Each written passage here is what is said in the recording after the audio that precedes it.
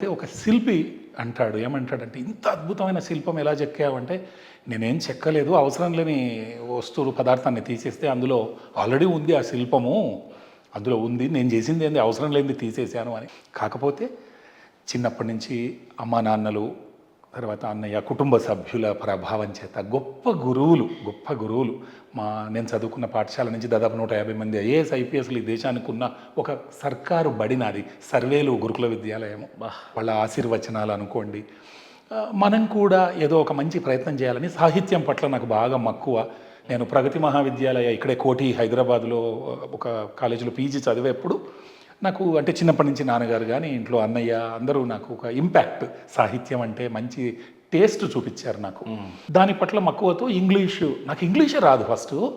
అలాంటిది ఇంగ్లీషు బాగా నేర్చుకొని ఇంగ్లీష్లోనే నేను ఒక ప్రొఫెసర్గా అయ్యి, తర్వాత మళ్ళీ ఆ గవర్నమెంట్ ప్రొఫెసర్ జాబ్ వదిలేసి గడిచిన 30 ఏళ్ళుగా ఒక చక్కటి మహాకావ్యాన్ని పదుగురికి ఉపయోగపడేలా, నా పాండిత్యాన్ని ప్రదర్శించేలా కాదు, పదుగురికి ఉపయోగపడే ఒక మహాకావ్యం అంటే సమాజానికి మేలు చేసేది.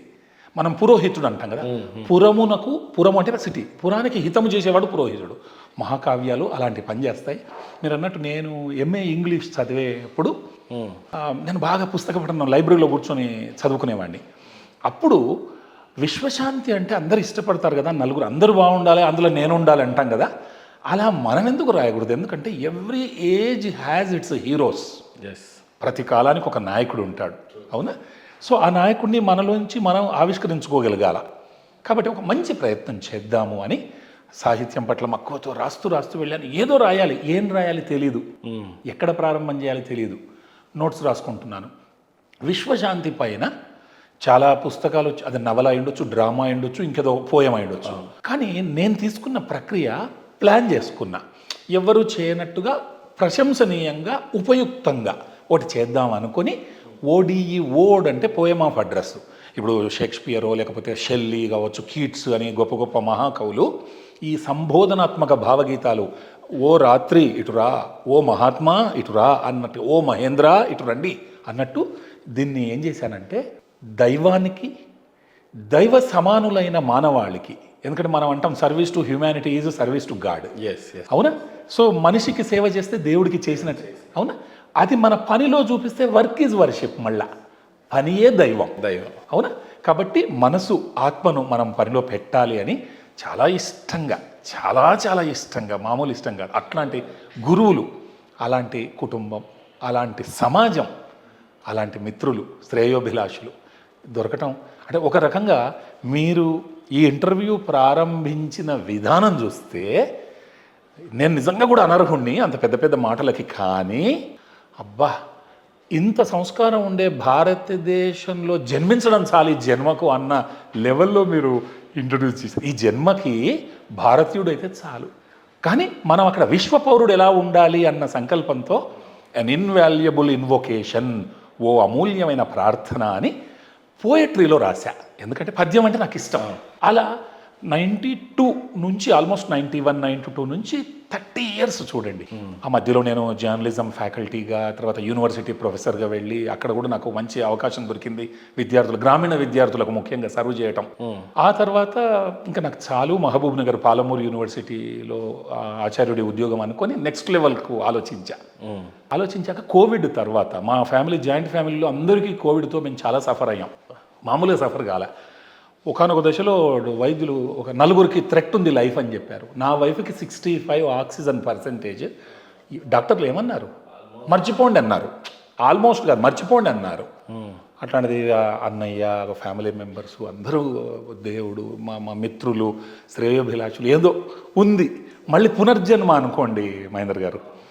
ఆ తర్వాత 3 ఏళ్ళు కఠోర పరిశ్రమ, నిద్రాహారాలు మాని అన్ ఇన్వాల్యుబుల్ ఇన్వొకేషన్, నాకు క్వాలిటీ టైం దొరికింది, సరైన టైం. 30 ఏళ్ల తర్వాత 3 ఏళ్ళు కూర్చొని 14 సార్లు సుమారు నేను రివిజన్ చేశా ఈ రచనను.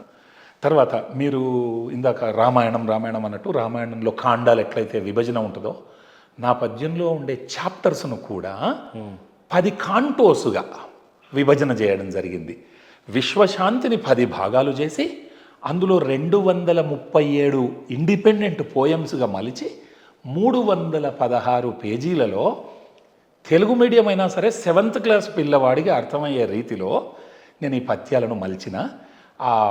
మరీ ఎక్కువ ఉంటే ఎవరు చదవరు, తక్కువ ఉంటే ఇన్యాడిక్వేట్ అవుతుంది. సమతుల్యంగా టు స్ట్రైక్ ఏ బ్యాలెన్స్ ఒక 316 పేజీలు పెట్టి ఒక 14 సార్లు దాన్ని క్వాలిటీని పెంచాను మహేందర్ గారు. సో 3 గంటలకి రాసా, తెల్లవారుజామున 12 గంటలకు రాసా, 5 గంటలకు రాసా, రాస్తూనే పోయా, 3 పూటలు భోజనం బంద్ చేసి రాసా. 1కి 2 సార్లు డబల్ చెక్ చేసుకున్నాను. దాంట్లో ఒక కాంటో అంటే విశ్వశాంతిని నేను ఎలా తీసుకున్నానంటే, కొన్ని పద్యాలు అసలు శాంతికి తొలిమెట్టు, మనందరం అసలు శాంతిని అర్థం చేసుకుందాం. 2 అందరి తరపున దేవుడికి ప్రార్థన. ఇది దేవుడికే కాదు, దైవ సమానులైన మనిషికి కూడా ప్రార్థననే. ఇప్పుడు దేవుణ్ణి ఏమడిగా, స్వామి మీరు మమ్మల్ని ప్రపంచంలోకి పంపించారు, మా తప్పిదం వల్ల మేము పాడు చేశాం పర్యావరణం మిగతా అన్ని కోణాల్లో. ఇప్పుడు మీరే అబ్రకదబ్రా అని దీన్ని మార్చండి అనటం స్వార్థం అవుతుంది. మేమే దాన్ని మార్చుకుంటాం.